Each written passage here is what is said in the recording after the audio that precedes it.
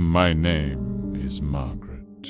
I've lived in the same quiet, suburban neighborhood for over 20 years with my husband, Benjamin. Our kids have long moved out, and we've settled into a peaceful retirement, books, coffee, and afternoons on the porch.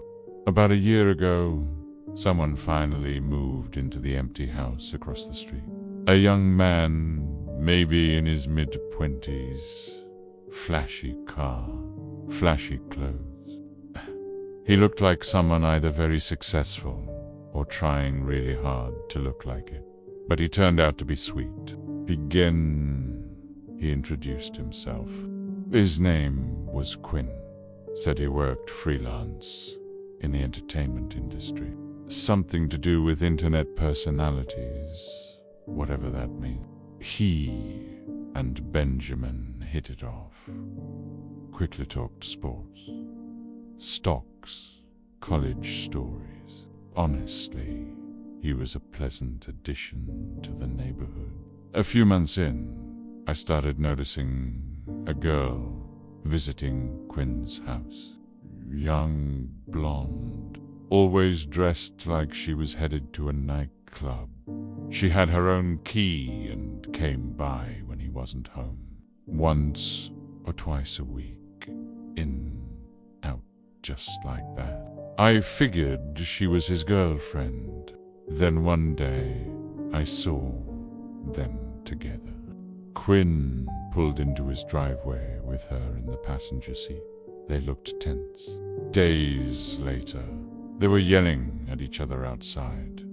She was furious arms, flailing, voice sharp.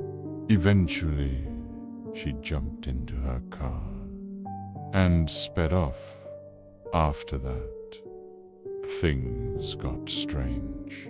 Her car kept showing up when Quinn wasn't home. Over and over again, I told Benjamin, but he brushed it off.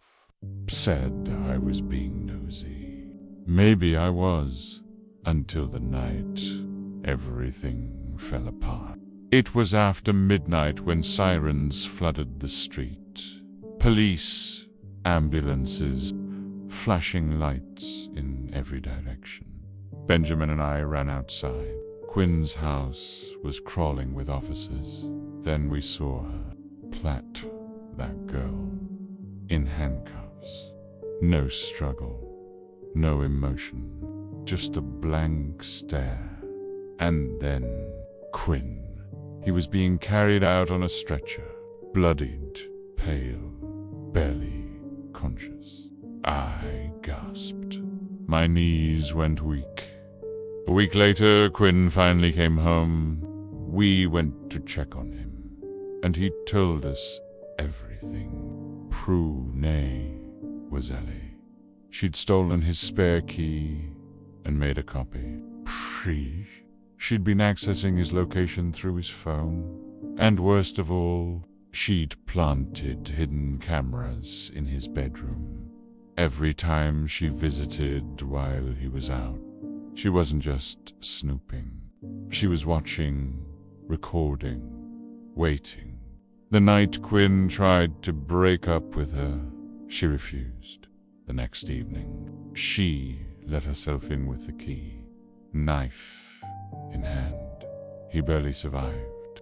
She stabbed him. He managed to fight her off, but just barely.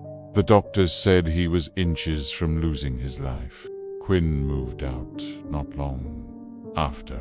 Said he couldn't sleep in that house anymore. Bet she had friends. And he didn't feel safe, knowing they might know where he lived.